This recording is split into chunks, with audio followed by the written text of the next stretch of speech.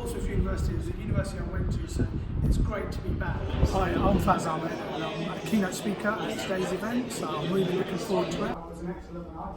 I left not too long ago, a few years ago. I studied photography, so now I own an Indian restaurant, so it's quite a difference, but you'll understand how I incorporated my degree into the Indian restaurant sector.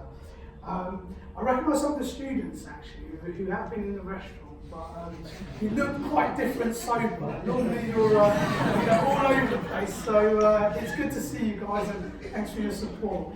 I'm mainly known a lot. We got media coverage for flying 80 curries to France by private jet for curry lovers. They weren't students and they didn't use their student loan, but they were expats actually, and we got worldwide coverage. So after the event, I went into a petrol station with my wife, and 7, 8-year-old went, "Mummy, I think it's the flying curry man." So, and then my wife turned around and said, "I've called you a lot worse." So, yeah, we got some really good exposure actually, and I'll tell you how we done it. The cost of the plane was £10,000, and the overall project was 15,000, which is nowhere near our marketing budget. And as you can see, we didn't charge a customer a delivery charge either. So how do we do it for £32?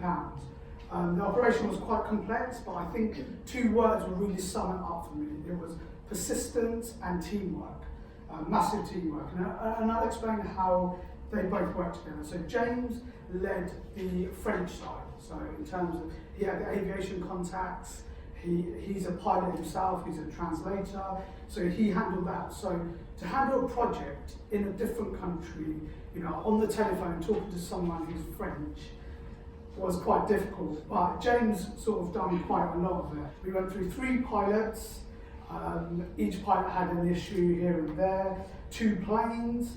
We were going to get a smaller plane where we had to weigh ourselves. So my wife was supposed to come and they said, "How much does your wife weigh?" And I was like, "I really don't want to ask her that." I couldn't, But it was that, we had a tight budget, so we had to go on the things that were cheaper in essence. We didn't land straight into Bordeaux because it would have been more expensive.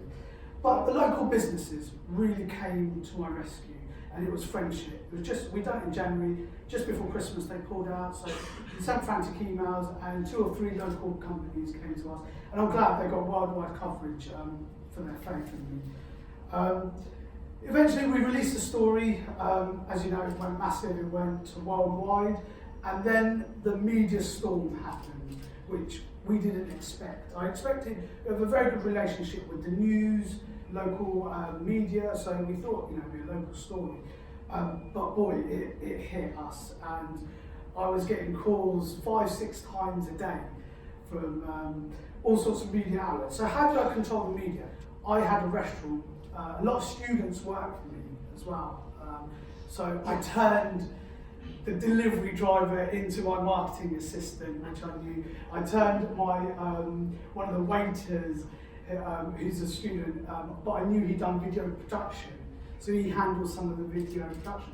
So I think a good employer knows the strengths of his staff.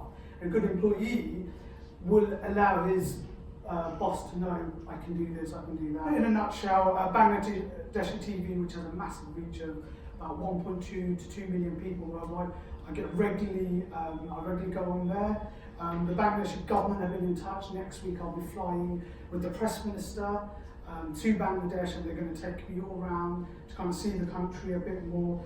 We've been nominated for 9 awards and we've won 5. So a lot has happened. So I'll be very quick. I'd like to thank the uni obviously for being alumni and for having me today.